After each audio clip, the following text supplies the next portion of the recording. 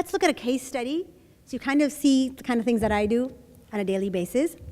These are new kinds of skills and jobs. So here's the thing. There's a senior citizen, and they're driving.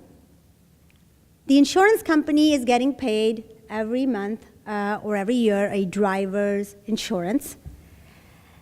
Now, what happens is that when they get older, they make mistakes and there are accidents. Unfortunately, that happens in Singapore as well. When there are accidents, the insurance company has to give a big payout, which the insurance company does not want to do. So the insurance company is thinking, well, how about I do this? How about I put a camera in the car, and then I use computer vision, and now I can see if the old person is feeling stressed.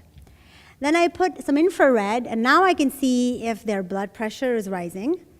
And then I get all the sensor analysis from the car, so I know how they're driving. And I use this to see any of the background information I have on their health. For instance, their preconditions, asthma, heart, stroke, etc. And then I can give them a score. This is big data that we're getting. This is machine learning that we're applying on it, artificial intelligence, and we're creating a score. But there's nothing magical about artificial intelligence, nothing to be afraid of. One of the things I want everybody to know is that we can all understand it. To become a deep expert in it, you need a PhD. I would recommend that. That's great. But you can use it as an entrepreneur. You can use it in your business. Your children should know it. It's not a black box. It may seem like it. Essentially, it's creating a score. That score is telling the elderly person, please move to the side and park. You are driving unsafely. When that happens, then the accident is avoided. And in that case, what happens? The insurance company is happy, and the elderly person is happy. Now, if the elderly person does not listen to that warning and has an accident, the insurance company may not pay for his health benefits. This is an example of the new economy. And the reason I'm pointing this out is because the new economy is something where lots of people work together. And I'm pointing this out, the same trend that you see, this blurring of line. When you create new products, in this case, you have the insurance company working with the car manufacturer company, and you need all kinds of new jobs. You need the AI guy, you need the person who designs it, you need the person who can talk to both the people, you can still need the person, the lawyer. New product, you need a lawyer who understands this. So there are lots of opportunities if you know some of the basics and can be creative about it. There are lots of opportunities for new jobs and new careers. But here's the other thing, that speed really matters. And it's difficult when you have children, but here's the other thing. For every major insurance company, there is this insurance company that's nipping at their heels. Very excited about Lemonade. For anybody who was American or is American, you would know that we spend hours on the phone, basically arguing with insurance companies to pay benefits, because their whole job is to resist and disprove premium outpay. But these guys can do it using artificial intelligence within seconds. And they've already raised a ton of money. And so the point is that for banks and others, they're also seeing a lot of competitors. Facebook is coming in. I just got a banking license. And we know that it has 1 billion users on Messenger. So speed really matters for companies. It also really matters for people and individuals. For children, not so much. Okay? I mean, this is not to say that, but they should know that this is a world in which things move fast and disruption moves fast. So what's the strategy? I'm going to go over it quickly. I don't think I have too much time left. Jeff Immelt says that you should upskill. GE has had a remarkable turnaround as a company that was basically viewed as an American company, but now is much more viewed as an international company with a very future-forward outlook. There are certain cultural things we can pick up on. Netflix, for instance, has a culture. If you look at some of their software architects, they say that whenever you create something new, you put a countdown timer so that you know that it's going to go obsolete. Isn't that amazing?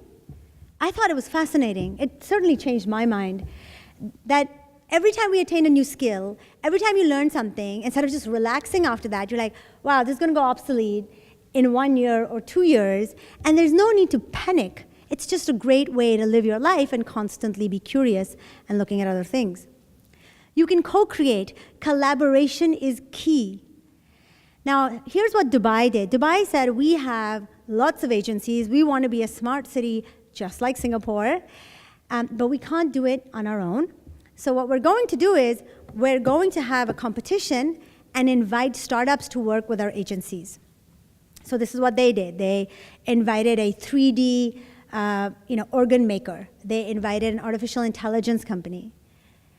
What this means is you should teach children to collaborate, because in the future, no idea comes alone. First of all, many companies work together. They should be open to that.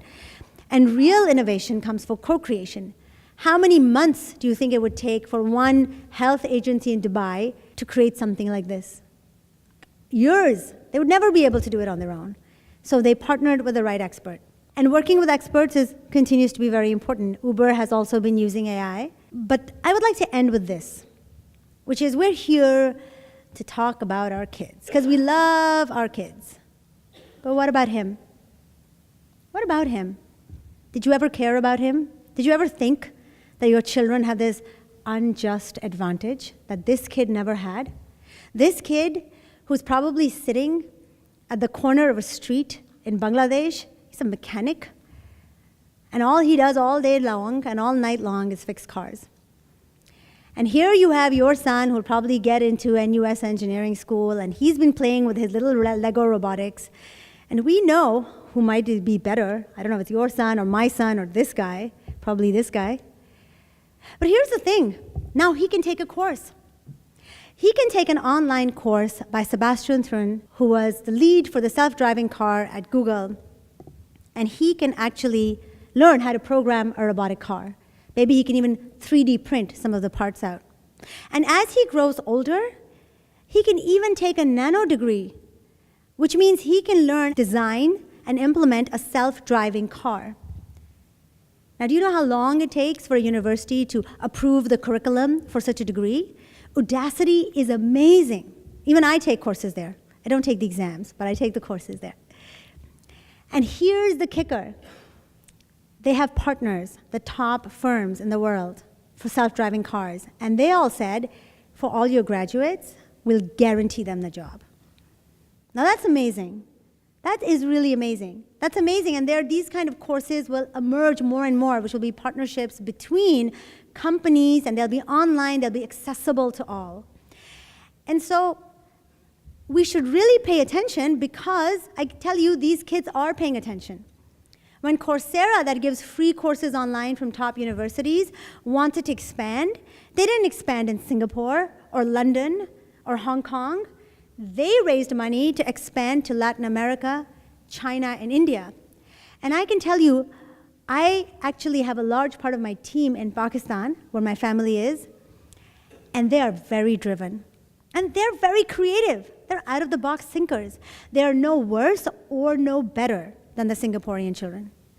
And I'm now Singaporean, and I teach. I have a charity. I have taught Singaporean children. They're as creative as anybody else. Point being, our elite advantage is over. And to be honest, I think that's a good thing. Not only because we want to be good people, but because now we can collaborate with these kids from the developing world and make a better future and solve great challenges like cancer or poverty. I'll end with this slide, which talks about how you should think about skills, your own skills, your job. This is John Seeley Brown. And he said, we call ourselves Homo sapiens. I've been calling myself a Homo sapien all these years. I never knew what it meant. I don't know how many of you guys know what it means. Anyway, it means man who knows. And his point is that that's kind of an archaic definition of ourselves, because knowing is not the only thing that we should be good at. Machines know. In fact, many of us use our smartphones all the time. But we should equally focus on man who makes and man who plays.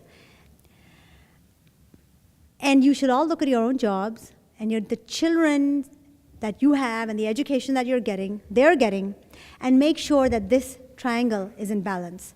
Because if they're rote learning too much, or if they're playing too much, or if they're collaborating only too much, it's skewed.